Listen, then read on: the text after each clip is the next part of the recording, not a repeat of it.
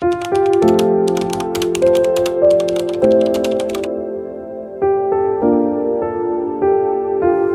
ne parle pas assez de cet avion quand on vit à l'étranger, qui nous arrache à chaque fois d'un endroit que l'on aime pour nous ramener à un autre endroit que l'on aime, douloureusement, en laissant une partie de nous au décollage. Chaque départ est une déchirure, un adieu temporaire qui pèse lourd sur le cœur.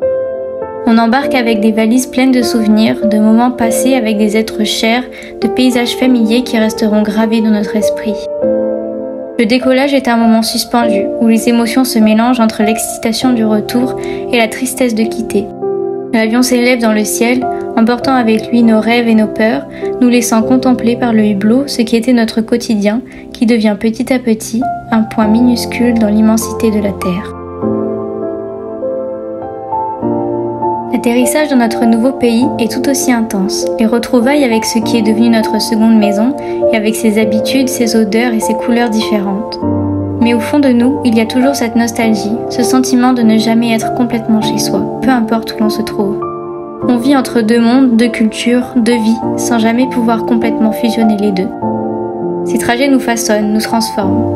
Ils nous apprennent la résilience, l'adaptation, l'ouverture d'esprit.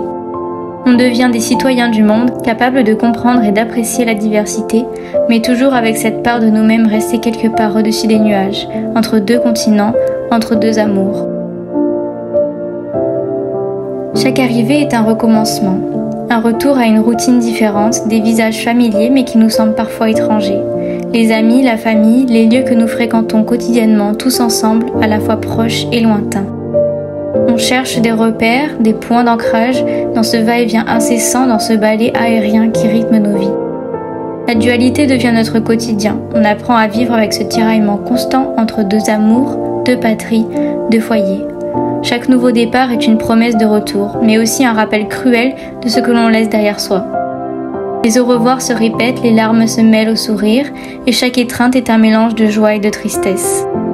Il y a aussi les petites choses qui nous rappellent à chaque instant cette double vie. Une chanson à la radio qui nous transporte instantanément de l'autre côté de l'océan, une odeur qui évoque un souvenir lointain, une rencontre fortuite avec quelqu'un qui partage notre histoire. Ces moments fugaces nous rappellent que malgré la distance, nos deux mondes sont inextricablement liés. Et puis il y a les moments de doute, les interrogations sur notre place réelle, sur l'endroit où nous appartenons véritablement. On se demande si l'on trouvera un jour un équilibre parfait, un endroit où l'on se sentira complètement chez soi. On se demande si ce sentiment perpétuel de déracinement s'estompera avec le temps ou s'il fera toujours partie de notre identité.